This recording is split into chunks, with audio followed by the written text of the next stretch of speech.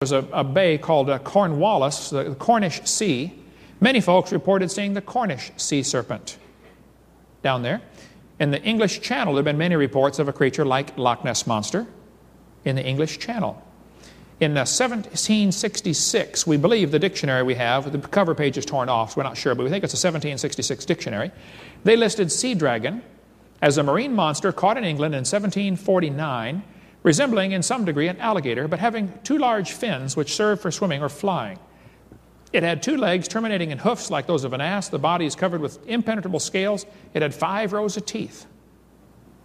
Interesting. This thing washed up on the beach in Normandy, France, where D-Day took place. This happened way before that, though. 1934, the creature washed up on the beach. Professors came and looked at it. They said, it's not a whale. It's not a sea cow. It is possible we're in the presence of an unknown species. Time magazine, 1934. 2 scientists were on board a ship down near Brazil when this thing swam past their boat. They observed it from the yacht. They said it had a dorsal fin 6 feet long, 2 feet high, a small head on a neck about 7 or 8 feet long in front of the fin. 2 experienced naturalists saw it and reported the sighting. What they claimed was something unknown to science. This guy said, I saw, swimming parallel to the ship underwater, a curious creature about 4 feet long with a long neck and large flippers. I believe, as did my wife, who also saw it, it was a young plesiosaurus. A Queensland correspondent wrote me that a young plesiosaur was taken in a net off Mudgee Beach, Australia. He sent me a sketch which was like the one I myself saw off the coast of Greece. Sir Arthur Conan Doyle said that. Interesting. Down near the coast of New Zealand, a Japanese fishing boat pulled this thing up out of their water one time, 1977. It was 4,000 pounds, 32 feet long. They said, what is that? They took a bunch of pictures. The sailors on board thought it was something really unusual. They took all kinds of photos of it, took some skin samples, and threw it back. It stunk real bad. The marine biologist on board made that sketch of the bones. They made a special stamp for Japanese mail, 1977. There's one on the yellow poster on front of the table here, if you want to see the stamp they made. Now, some folks today claim it was a basking shark. It certainly could be, I don't know, but they don't know either. The scientists who had it in their hands said, we think it's a plesiosaurus. Now, it's true, they analyzed the protein. It was 96% similar to shark protein. Okay, that doesn't mean it's sharks. It could be. Nobody's ever seen plesiosaur protein to know what it's supposed to look like. And I don't know if it's a shark or not. I just say it's interesting. They caught this thing and they claimed it was a plesiosaurus. They say it's got the protein elastidin. Well, a lot of animals have elastidin in it. 96% similar to shark protein, so what? Humans and apes are very similar in their protein structure, but are very different creatures.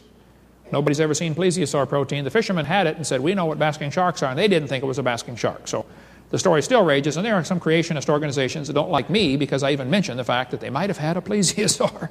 I just am bringing it up for study purposes, okay? Some Russian scientists claim they saw a dinosaur in a lake in Russia. In 1994, a 39-foot carcass washed up on the beach in Russia, and everybody said it was a dinosaur. In Japan, up on the North Island of Japan, there have been reports of a creature like a dinosaur in a lake there. There's also one on the South Island of Japan. The people there call it Ishi. In China, there have been reported sightings of a creature similar to a dinosaur. They call it a USO, unidentified swimming object. What would you call it? There are several lakes in Norway and Sweden reporting creatures like this. There are many legends from ancient Swedish and Norwegian artwork showing what appear to be dinosaurs. Canada has many lakes reporting creatures that are called Canadian lake monsters. Nessie's Canadian cousin is an article here in the paper from the town of Kelowna, British Columbia, north of Washington. There's a giant lake there. The lake is 80 miles long. The people there call it the Ogopogo. Now, what is the Ogopogo? Well, the Indians warned the white settlers when they came out there, said, oh, be careful about the Ogopogo. He will tip your canoe over and kill you. This article says right here, they were the latest among thousands to see something strange in this narrow 80-mile-long lake in southern British Columbia. One swimmer was swimming out there in the lake, and he said this creature came up under him. He said it was 20 to 30 feet long. He said, we've never seen a sturgeon in the lake. Some people thought it might be a big sturgeon. He said, nobody's ever seen a sturgeon in that lake. Creature showed up on sonar scan here from the Kelowna newspaper, Daily Courier, in the year 2000. There's another creature called Cadborosaurus, which apparently is on the Pacific coast along from British Columbia down as far as Oregon. The caddy, they call it. A couple of scientists actually have spent years studying the Cadborosaurus and written books about it. Professor LeBlanc from University of British Columbia says it's probably a new species to science. The remains of a baby one are found inside the stomach of a sperm whale. Adult caddies get 7 meters long, about 22 feet long. They say it has a long neck and short pointed front flippers and a horse-like head. One guy was actually out there with a sailboat and caught one, a little baby one, about 18 inches long. He put it up in his dip net, put it in a bucket, and drew a sketch of it. There's the sketch. He didn't know what it was. He didn't have a camera, but it was obviously trying to get out of the bucket. It was panicking, trying to get out, so he dumped it overboard, let it go. But that's a sketch he drew. I interviewed this guy for an hour up in Canada. He and his 3 buddies there saw a creature that actually chased their boat off the coast of Cape Sable Island, Nova Scotia. I preached up there about 10 years ago. I met with the guy. Here's what he told me. He said, Dr. Hovind, he was 67 years old at the time. He said he'd been fishing out there since he was 5. It's a fishing village. He said a 40 to 50 foot long creature chased their boat for 1 to 2 miles with its head out of the water, about 15 feet. That's not a fish. He said it had a wide mouth and 4-foot tusk like a walrus, as well as other pointed sharp teeth about the size of his finger. I showed him a plesiosaur. He said, well, that's close, but it's not exactly like that. He said the neck that he saw was 2 foot diameter, and the eyes were 8 to 9 inch diameter. He said they were 6 miles south of Cape Sable Island, Nova Scotia. The water was 180 feet deep and flat cam. They say calm, cam, flat cam. I said, what do you mean flat cam? He said, flat cam, no waves. Oh, you mean calm? Okay. Now, he said, I don't want to see it again. That's what he told me. The other 3 guys refused to even talk to me. They said, look, we got laughed at enough. We're not even going to talk about it. This thing washed up on the beach in Newfoundland, Canada, about 2 years ago. Nobody ever identified it. Giant creature of some kind. Another one came up in Parker's Cove, Canada. This thing. I had a guy came to my house and spent 2 hours talking to me. He said, Brother Hovind, I was vacationing up there. He said, I've got a bed and breakfast right near there. He said, this thing washed up on the beach. I got a whole article of him talking to me, September 18th, 2002. He said, I went over to Parker's Cove, 2 hours drive, saw this creature laying on the beach. He said, some of the scientists said it was a basking shark. Other people said, no, it's not a basking shark. Typical argument. All they knew was it stunk. Everybody kept cutting pieces off of it to have a piece of the sea monster to take home. But there were articles in the paper about this giant creature, whatever it was. I don't think it was ever positively identified, except some folks think it was a sea monster. Some folks think it was a basking shark. I don't know. But it's gone now. There are a couple of samples, though, that people up in Canada still have. I think it'd be worth getting those analyzed scientifically to get the structure of it. It had little hair on it. I don't know of any sharks that have little hairs, unless that is frayed protein, which could be, but it appears to be some type of hair or fur, whatever it is. Many people reported this creature as having a hair or fur on it.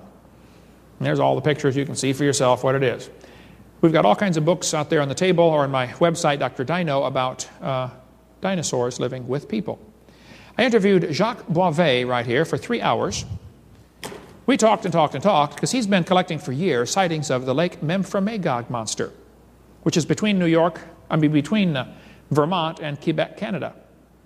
He has file after file of stories of people who claim they've seen Memphrey. In 1992, just that 1 year alone, there were 8 sightings involving 26 people, just in that 1 year. There have been reports of some kind of strange creature in the Potomac River. They say it resembles the Loch Ness Monster.